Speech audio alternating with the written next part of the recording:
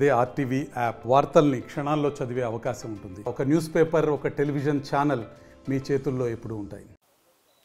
Jammalamadugu MLA Adinarayana Reddy, అదే పార్టీకి చెందిన అనకాపల్లి ఎంపీ సీఎం రమేష్ నాయుడుల మధ్య విభేదాలు తారాస్థాయికి చేరుకున్నాయి.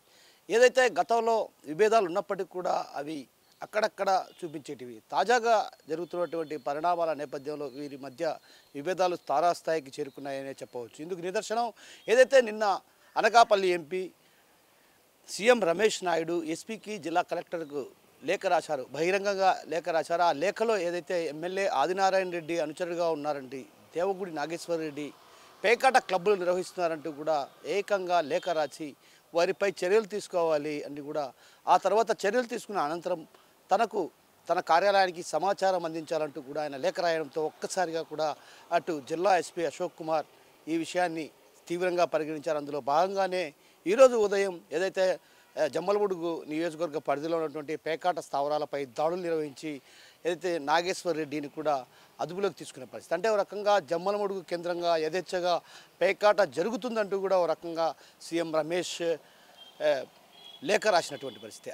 ఆ నేపథ్యంలోనే ఆయన ప్రత్యేకించి ఆరోపణలు చేశారు. గతంలో కూడా ఇదే విధంగా ఏదైతే సీఎం రమేష్కు సంబంధించినటువంటి సోలార్ పవర్ ప్రాజెక్ట్ అంటే వారితో ఒప్పందం చేసుకున్నటువంటి నేపథ్యంలో ఒక పరిశ్రమతో ఇద్దరూ కలిసి నిర్మిస్తున్న తరుణంలో కూడా ఒక్కసారిగా కూడా ఆదినారాయణ రెడ్డి అనుచర వర్గాలు అక్కడికి వెళ్ళి అక్కడ ఉన్నటువంటి ఆ పరిశ్రమలో ఉన్నటువంటి సిబ్బంది పైన, అదేవిధంగా కార్యాలయాలపైన దాడి చేసిన పరిస్థితి. అప్పుడే వీరి మధ్య విభేదాలు తారాస్థాయికి చేరుకున్న పరిస్థితి. ఆ తర్వాత ఫ్లయాస్ వివాదంలో కూడా ఏదైతే ఫ్లయాస్ వివాదం అటు జేసీ ప్రభాకర్ రెడ్డికి, అదేవిధంగా ఎమ్మెల్యే ఆదినారాయణ రెడ్డి మధ్య ఒక్కసారిగా కూడా పచ్చవెడ్డి వేస్తే బగ్గుమనే పరిస్థితి చేరుకున్న అయితే ఫ్లయాస్ వివాదంలో కూడా సీఎం రమేష్ జేసీ ప్రభాకర్ రెడ్డికి కూడా మద్దతు తెలిపినటువంటి పరిస్థితి అని కూడా ప్రచారం కూడా జరిగింది. అయితే ఆ నేపథ్యంలో గత కొంతకాలంగా వీరి మధ్య విభేదాలు ఉన్నప్పటికీ కూడా ఎక్కడా బయటపడిన పరిస్థితి. అయితే తాజాగా ఈరోజు నిన్న ఏదైతే సీఎం రమేష్ నాయుడు లేఖ రాసినారు ఎస్పీకి, అదేవిధంగా కలెక్టర్కు, జమ్మలమడుగులో పేకాట స్థావరాలు పై దాడులు చేయాలి, అదేవిధంగా పేకాట స్థావరాల వల్ల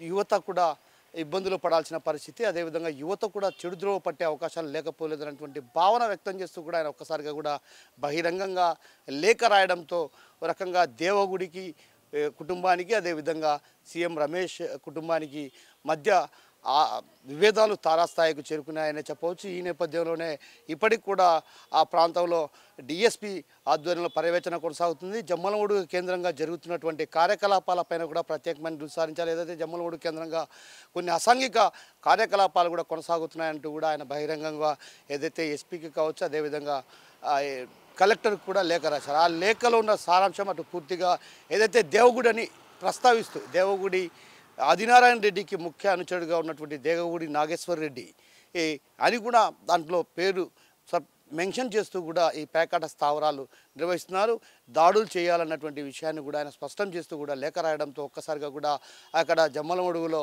దేవగుడి నాగేశ్వర రెడ్డికి సంబంధించినటువంటి పేకాట క్లబ్లపై దాడులు చేయడం జరిగింది. దాడులు చేసిన అనంతరం కూడా అక్కడ ఉన్నటువంటి పేకాటలో ఉన్నటువంటి ఆడుతున్న వారిని కూడా అరెస్ట్ చేశారు. అదేవిధంగా ఒక రకంగా అక్కడే డిఎస్పీ తిష్ట వేసిన పరిస్థితి. అంటే దీన్ని బట్టి చూస్తే వీరి మధ్య ఏ స్థాయిలో విభేదాలు దారితీస్తున్నాయో అర్థం చేసుకోవచ్చు. అయితే ఒకే పార్టీకి చెందినటువంటి వారు వీరిద్దరు కూడా బీజేపీలో క్రియాశీలకంగా వ్యవహరిస్తున్నటువంటి వారు. అయితే ఈ నేపథ్యంలో వీరి మధ్య విభేదాలు తారాస్థాయికి చేరుకోవడంతో అటు ఎప్పుడేం జరుగుతున్నటువంటి ఉత్కంఠ పరిస్థితులు జమ్మలమడుగు నియోజకవర్గంలో నెలకొన్నాయి. అదేవిధంగా పోట్లదుర్తికి సంబంధించి పోట్లదుర్తిలో కూడా అదే పరిస్థితి కొనసాగుతుంది. ఏది ఏమన్నప్పుడు కూడా వీరి మధ్య